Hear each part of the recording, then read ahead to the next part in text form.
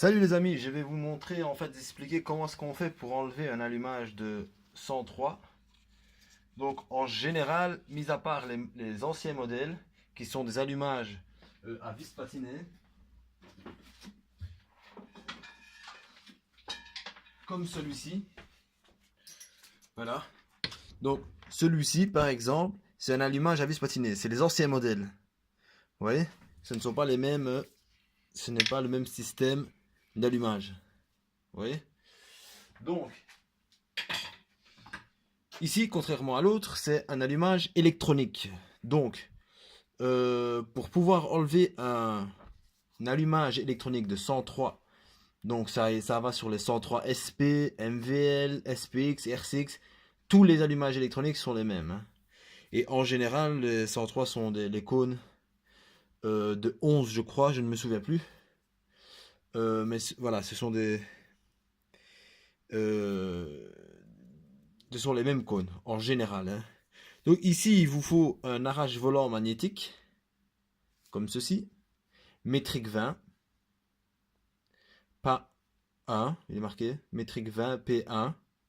Donc, que vous devez, d'abord bien sûr, vous devez enlever avec une douille de 16.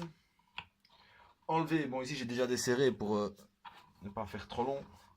Donc ici vous devez desserrer l'écrou. Le côté arrondi, vous voyez un côté arrondi là, toujours vers l'extérieur. Puis après, il suffit de visser ceci dans l'allumage. Et puis, avec une douille de 19, venir visser ici, vous voyez, pour faire sortir l'allumage. Voilà, une fois que l'allumage est sorti, vous pouvez retirer l'arrache volant magnétique. Hop. Et puis, vous allez voir qu'ici, il y a les bobines, il y a les phares et l'allumage. Donc ici, on a des boulons de 8. Donc, il faut prendre un racagnac de 8 et dévisser ceci. Voilà, et ceci. Parce que moi, ce que je vais faire ici, c'est je dois juste bouger que le système de bobine, que la bobine et le capteur. Donc, une fois que ça c'est enlevé, vu qu'il est un peu endommagé, je vais le remplacer par un qui est en bon état et qui a été révisé, que j'ai révisé et que je lui ai fait un petit entretien. Donc, je vais revérifier les câbles, vu que après un certain nombre d'années, les câbles durcissent et cassent. Vous voyez? Donc vous cherchez c'est quoi la panne, c'est quoi le problème, hop, hop, hop, vous cherchez, vous ne trouvez pas. Bah, en vérité, c'est dans la gaine, il y a des câbles qui se sont cassés. Donc, conservez bien les vis. Donc c'est simple, vous tirez comme ceci et il sort. Donc moi je vais le remplacer par un plus nouveau et un plus propre que j'ai restauré. Donc voici celui-ci. Donc j'ai revérifié les câbles, j'ai refait les gaines, j'ai refait les cosses à ma manière parce que voilà, ça normalement c'est pas d'origine, vous voyez. Et moi j'ai fait mon système à moi. Donc qu'est-ce qu'il faut faire? Bien sûr, c'est renettoyer convenablement, dégraisser un peu. Donc moi ce que je vais faire, je vais mettre un peu de DW40 pour faire briller tout ça, vu que le DW40 ça marche pour tout, même pour lustrer les chaussures. Donc je vais prendre un morceau de chiffon et je vais aller nettoyer à l'intérieur pour pouvoir recommencer sur une base bien sûr propre, parce que la propreté a son rôle. Donc ici ne soyez pas étonnés par mon système de blocs. Bon, j'ai fait attention à ne pas plier tout le bazar bien sûr. Hop. Normalement, quand il y a le cylindre dessus avec le piston, vous mettez avec un piston, bien sûr, vous n'allez pas... Voilà, quand tout est bien nettoyé, bien dégraissé, voilà, bien essuyé, vérifiez qu'il n'y a rien dans les filets, bien sûr. Donc, je remets mon allumage, chose très simple, hein, bien sûr. Hop, je remets ici, vous voyez, il y a une gorge qui rentre ici, vous voyez, là. Donc, je le fais rentrer dans la gorge. Donc, je mets ça en même temps, hop, je regarde, ici c'est bien rentré, voilà, ici c'est bien rentré. Donc, je cherche des trous, voilà. Et normalement, ça se met automatiquement, vu que, avec le temps, ça c'est... Les câbles se sont formés, quoi. Donc, encore une fois, il faut regarder la propreté des filets. Ici, ils sont propres. Je le visse un peu à la main. Hop. Je regarde le filet ici, il est propre. Hop. Je resserre à la main au début. Si maintenant vous mettez des kits, surtout les kits 70, moi je vous conseille de mettre du frein à filet. Mais n'en mettez pas trop ici parce que en général ça ne se dévisse pas, même par sécurité.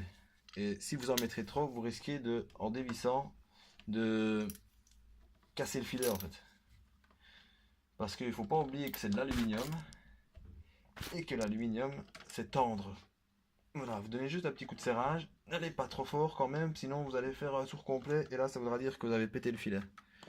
Donc ici, je vois que les boulons ils sont dégueulasses. Je vais les essuyer simplement pour enlever le jus. Là, il y a un genre de jus dessus, je sais pas ce que c'est. C'est très important, hein. La propreté c'est quelque chose de très important. Surtout si c'est quelque chose de gras, de l'huile ou quoi, ou de la graisse.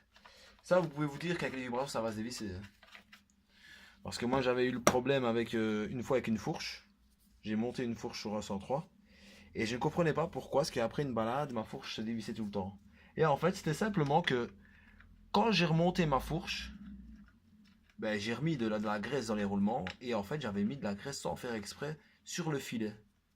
Et quand j'ai boulonné, en fait, eh ben, j'ai boulonné avec la graisse. Et en fait, ça se dévissait. Donc moi qui pensais que c'était foutu, que c'était une fourche de merde, ben non, en vérité, c'était moi qui ai fait une connerie par manque d'expérience. Et alors, j'ai simplement nettoyé et dégraissé le filet des têtes de fourche, là, ouais, pour pouvoir serrer le tout. Et une fois que j'ai dégraissé ça, que j'ai bougé la graisse et que je l'ai bien séché et tout ça, eh ben j'ai tout resserré et puis ma fourche ne s'est plus jamais desserrée.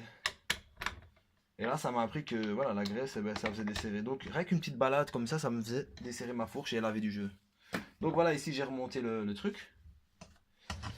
Ce que je vais faire, c'est que je vais mettre un peu de DW40 sur le filet ici parce que je vois qu'il est un petit peu rouillé. Vous savez, des fois vous retrouvez des engins qui ont, on dirait qu'ils ont passé des années carrément dans un fleuve.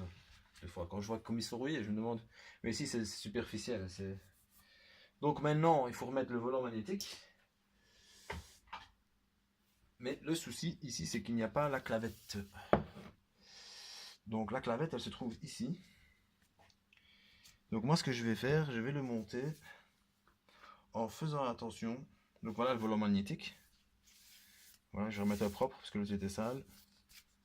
Je vais vérifier qu'il n'y ait pas de la ferraille ou des trucs qui ont collé. Voilà, il y en a un petit peu ici. Donc il faut bien vérifier qu'il soit bien propre. Voilà. Donc ici, il y a une trace. Je ne sais pas si on le voit. Hop, hop, hop, hop. Il y a une trace, vous voyez? Là, c'est la trace de la clavette. D'ailleurs, quand vous jouez avec votre allumage, que vous réglez votre allumage, que vous l'avancez, vous reculez, c'est grâce à ça en fait. C'est un peu ce truc-là qui fait. Donc, ici, il faut que je regarde bien pour qu'il soit mis comme origine. Normalement, là, c'est bon. Ce que je vais faire, vous savez quoi? Je vais carrément faire une trace avec le feutre. Bon, ça va pas être évident parce que j'ai mis du DW40, mais voilà, plus ou moins, il arrive ici. Tac, tac, tac, tac, tac, tac. Voilà, ici. Voilà. Hop, désolé pour ma tête. Hop, voilà. Donc, je vais faire une trace au feutre, comme ça ce sera beaucoup plus facile et plus précis parce que. Et ici aussi, je vais faire une trace.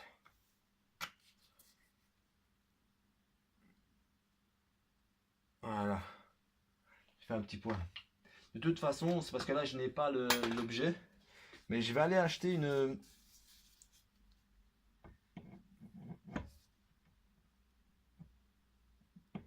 Voilà, là, il est plus le poil dedans.